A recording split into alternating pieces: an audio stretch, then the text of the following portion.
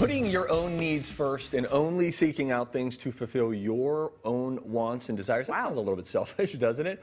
Although being a selfish person generally frowned upon, our next guest recommends that there's at least one area of your life where you should be selfish. You should be selfish with your energy. We want to welcome back James Robilotta on Skype, who is here to explain. James, nice to have you here. Okay, a lot of us are thinking, I would like more energy. I would feel better if I had more energy. So what's happening to it? Where is it going? Yeah, for sure. Yeah, good to see your faces again, friends. Thanks for having me back.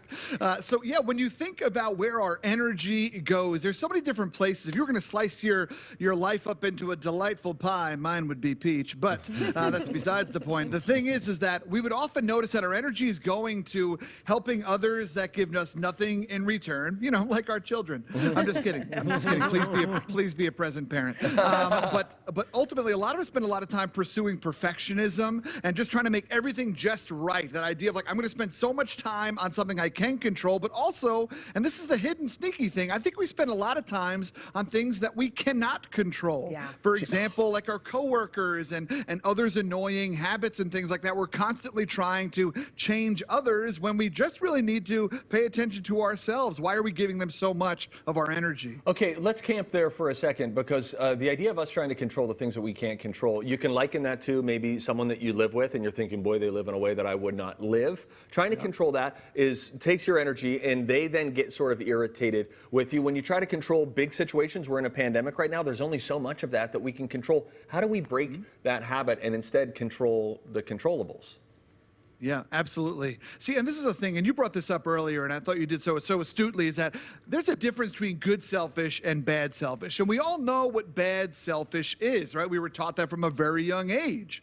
But the way that we can control our energy is by trying to become more good selfish. And that's by doing things like knowing what you deserve. You deserve things like peace, grace, respect. You deserve to be heard. You deserve to be able to follow your dreams, right? We deserve those things. Also, you deserve to do things that bring you joy, and by not sacrificing your goals. And so what are the things that you want to do that bring you joy, that you've always wanted to do? Because oftentimes we don't do those things. And often also it's because we don't communicate them. Oftentimes we have these goals, but we don't ever share them because we think it would be bad selfish to share what we want. That's not true. And in general, we as Midwesterners, I mean, we just need to get better at apologizing for existing, okay? We can't be sorry for everything. I'm sorry, y'all. I'm sorry. The only way we can be worse is if we move north to Canada. They're the only people that apologize more than we do.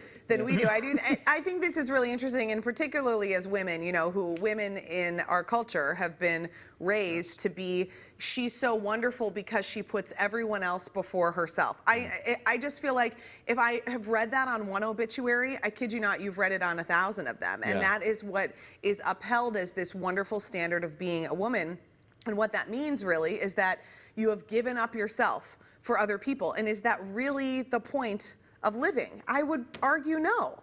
Right, and that's the thing, right? Especially for women, right? What an incredibly interesting situation that women are put in, because you're told to make it look perfect, make it look easy, make it look simple, and stuff like that. You're told to be this duck, right? Where it's like keep it all pretty above, but down below you can scramble all you want. Yeah. And that is wrong. That's unfair that women are held to that standard, for sure. I want to talk to you about the power of no. Let's teach everyone at home. Let's teach us. We like this. The word no, what it means, and the fact that it is, in fact, a complete sentence, and it doesn't have to be rude, but we all feel like we're being rude if we ever say no to anyone about anything. Help us journey through that. Yeah, absolutely. I'm the same thing. See, one of my biggest Achilles heels in life is that I have a deep desire to be everybody's friend. Like, I just need you to like me. My self-esteem really needs that. I hope you two like me. Okay, let's keep going. Anyway. But the thing is that when we say no, we allow ourselves to take up space. And we have to be able to take up space on this earth. A lot of times, especially women, like you mentioned, women are often taught to feel small. Make yourself small, unheard, unseen. Yeah. That's garbage. That's wrong. So instead, take up that space. Take up that space in your marriage. Take up that space in your life, in your friendships and stuff like that. That's crucial. And then also, we need to focus on what we can control.